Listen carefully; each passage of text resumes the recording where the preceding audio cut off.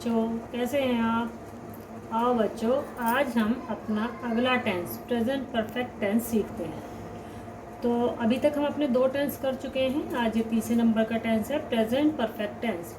तो पहले हम इस टेंस की पहचान करेंगे कि हमें कैसे पता चलेगा कि कोई वाक्य प्रेजेंट परफेक्ट टेंस का वाक्य है। तो इसके लिए क्या है कि जिन वाक्यों के अंत में चुका है, चुकी है या चुके हैं इत्यादि शब्दों का बोध हो, या उस वाक्य को पढ़ के हमें यह पता चले कि कार्य पूरा हो चुका है, तो उन्हें प्रेजेंट परफेक्ट टेंस के वाक्य कहते हैं। ये भी वाक्य 3 तरह के होते हैं, साधारण, नेगेटिव और इंटरोगेटिव। साधारण वाक्य बनाने के लिए क्या करेंगे कि ऐसे वाक्यों को अंग्रेजी में बनाने के लिए सबसे पहले हम सब्जेक्ट, कर्ता, जो काम को करने वाला है उसकी इंग्लिश लगाएंगे। कर्ता के बाद हैज़ या हैव का प्रयोग करना। सिंगुलर नंबर के साथ हैज़ का प्रयोग करते हैं और प्लूरल नंबर के साथ हैव का प्रयोग करते हैं। फर्स्ट पर्सन, सेकंड पर्सन के साथ हमेशा हैव का प्रयोग होता है, और सिंगुलर नंबर हो और थर्ड पर्सन हो वहाँ हम हैज़ का प्रयोग करेंगे।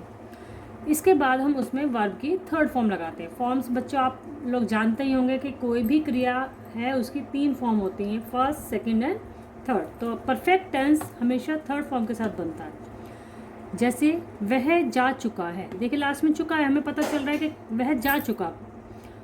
तो परफेक्ट टेंस का वाक्य है, पहले हम लगाएंगे ही के साथ हम लगाएंगे हैज़, और हैज़ के बाद हम लगाएंगे गोन। वर्ब, ये गो की थर्ड फॉर्म है, गो, वेंट, गॉन, तो हमने गो लगाया।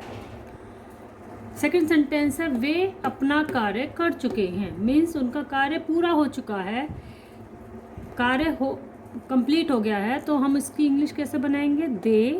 दे के साथ क्योंकि प्लूरल है हैव। डू की थर्ड फॉर्म होती है done, do, did, done. Done अपना है क्योंकि यहाँ अपना लगाया हुआ, अपना के लिए हमने लगाया their work. They have done their work. ठीक है बच्चों, चलिए अब है नेगेटिव सेंटेंसेस। नेगेटिव सेंटेंसेस कैसे बनाते हैं? नेगेटिव सेंटेंस बनाने के लिए सबसे पहले सब्जेक्ट लगाते हैं।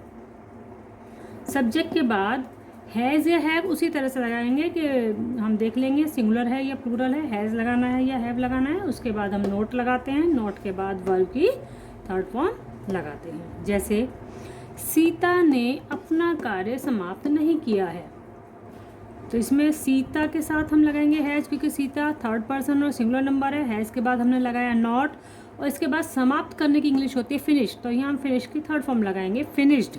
Sita has not finished. अब देखिए सीता लड़की है, एक जनी है, तो उसके साथ हमने अपने की इंग्लिश लगाई her work. Sita has not finished her work. ठीक है बच्चों, चलिए अगला sentence.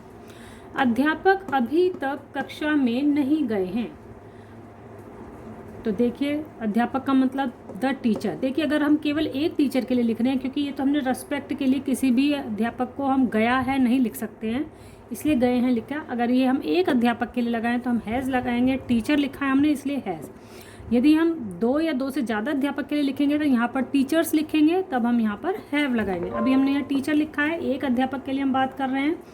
The teacher has not gone in the class, अभी तक की इंग्लिश हमने लगाई till now. The teacher has not gone in the class till now, teacher अभी तक अपनी कक्षा में नहीं गए हैं। ठीक है बच्चों, चलिए इंटरोगेटिव सेंटेंस, प्रश्नवाचक वाक्य। जैसे अभी तक हमने पहले 2 टेंसेस में पढ़ा कि प्रश्नवाचक वाक्य 2 तरह के होते हैं। कुछ प्रश्नवाचक वाक्यों में तो क्या पहले लगा होता है, और कुछ प्रश्नवाचक वाक्यों में क्यों, कहाँ, कब इत्यादि वाक्य के बीच में लगे होते हैं। तो जब कोई भी प्रेजेंट परफेक्ट टेंस का वाक्य क्या से शुरू है, तो उसकी इंग्लिश बनाने के लिए हम हैज़ या हैव को सब्जेक्ट से पहले लिखते हैं। लेकिन यदि वाक्य के बीच में क्यों, कहाँ, कब इत्यादि हो, तो हम इन शब्दों की अंग्रेजी हैज़ या हैव से भी पहले लिखते हैं, लास्ट में क्वेश्चन मार्क लगाते हैं। जैसे क्या तुम नाटक खेल चुके हो, तो देखिए तुम सेकंड पर्सन है, तो उसके साथ हम हैव लगाएंगे। हैव हमने पहले लगाया, have you played your play. नाटक को इंग्लिश में बोलते हैं प्ले, और ये प्लेड लगा है खेलने के लिए। प्लेड वर्ब की प्ले की थर्ड फॉर्म है, तो have you played your play. ठीक है बच्चों, अगला, उसने घड़ी क्यों चुराई है, या वह घड़ी क्यों चुरा चुका है, इसका मतलब ये है चुराई है।